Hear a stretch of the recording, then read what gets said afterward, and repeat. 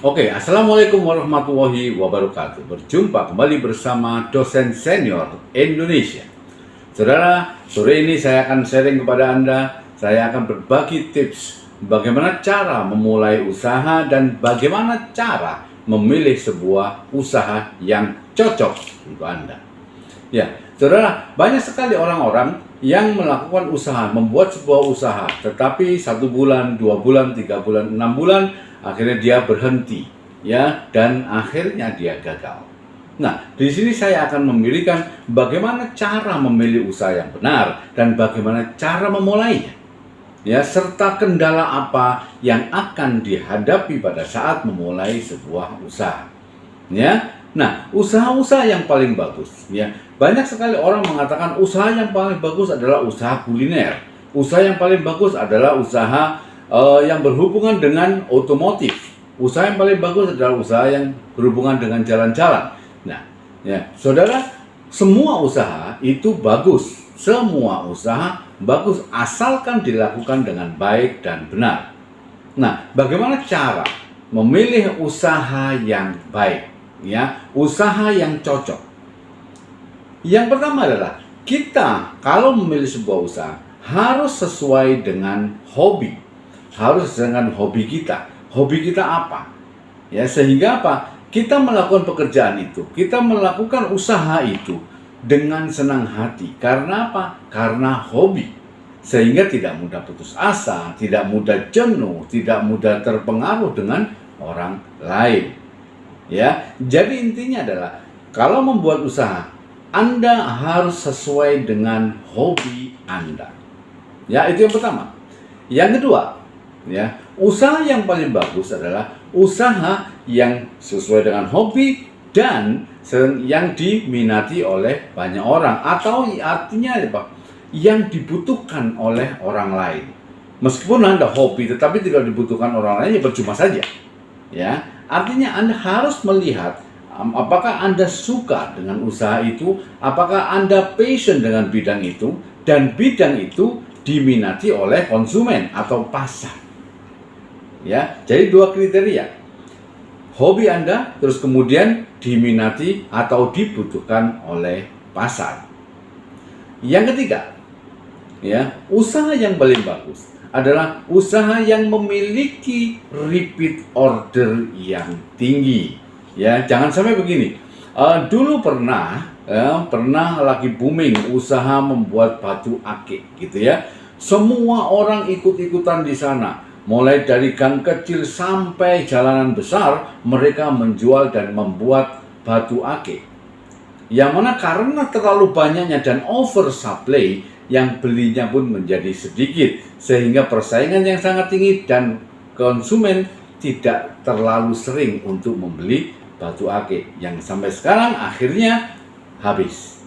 Ya, jadi kalau membuat usaha, yang pertama adalah passion, yang kedua adalah memiliki repeat order yang tinggi.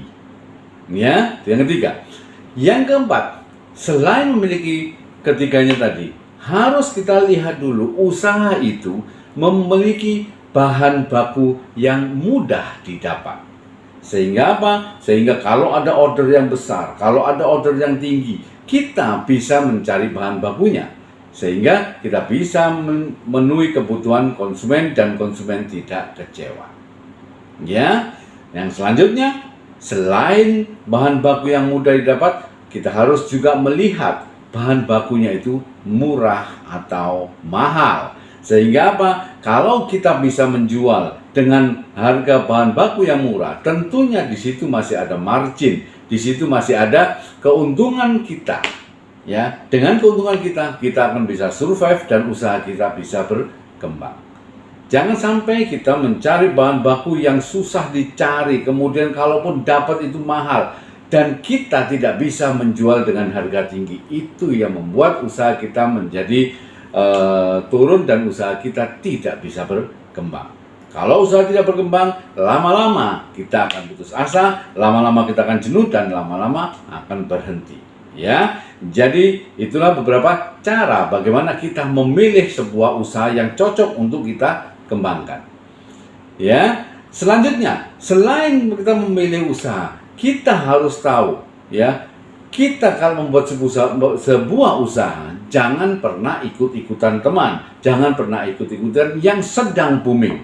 Ya, kita harus melihat jangka panjangnya. Usaha ini apakah diminati oleh banyak orang, dan usaha ini apakah bisa berjalan lebih lama atau tidak. Ya, jangan pernah ikut-ikutan yang sedang booming. Karena apa? Sesuatu yang booming dengan cepat pasti akan jatuh atau pasti akan turun juga.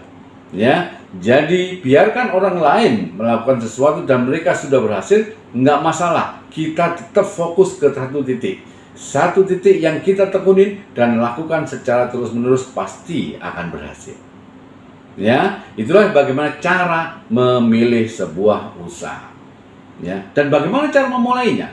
Saudara, usaha yang paling bagus adalah usaha yang dilakukan sekarang ini juga, ya. Bukan dipikirkan, bukan dipelajari, bukan dipertanyakan, tetapi begitu kita punya ide, begitu kita tentukan usaha yang sudah cocok, maka lakukan sekarang juga. Ya, kita kalau lakukan, maka kita bisa mengetahui di mana kendalanya, di mana yang harus kita perbaikin. Kita harus belajar sambil berjalan, ya, karena di situ kita tahu dan di situ kita akan melihat bagaimana peluangnya, bagaimana kendalanya, dan disitulah kita bisa menjadi dewasa dan usaha kita semakin kuat dan lama-lama akan berkembang. Ya, itu cara memulainya. Jadi cara memilih usahanya sudah, cara memulainya sudah, dan yang terakhir, banyak sekali orang mengatakan kalau usaha itu enak ya, bisa cepat kaya, kemudian hidupnya bermewah-mewahan. Saudara, saya jelaskan kepada Anda, membuat sebuah usaha itu bukan untuk membuat kita cepat kaya. Usaha yang benar bukan cepat kaya, tetapi bisa mempertahankan hidup dan bisa berkembang. Itu yang paling penting. Ya, banyak kendala di sana ya, mereka yang dalam menjalankan sebuah usaha, kendala yang paling utama adalah jenuh, yang pertama. Yang kedua adalah mereka bosan. Yang ketiga, melihat orang-orang yang sudah berhasil sehingga memperbandingkan kita yang masih baru ini, dan akhirnya kita merasa kita terlalu kecil dan akhirnya putus asa. Dan mereka yang banyak berhenti, mereka yang banyak gagal, itu biasanya mereka terlalu cepat untuk berhenti dan akhirnya menyerah. Ya, kalau mau sukses saudara, Anda harus melakukan usaha itu secara terus-menerus dan Anda lakukan dengan baik dan pantang menyerah.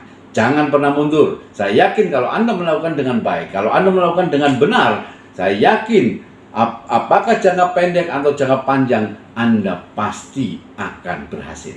Ya, semoga ini bisa bermanfaat bagi Anda dan Anda bisa menemukan sebuah peluang yang sesuai dengan passion Anda, yang sesuai dengan keinginan Anda, dan Anda bisa berhasil. Terima kasih, semoga bermanfaat bagi Anda dan sukses bersama Dosen Senior Indonesia.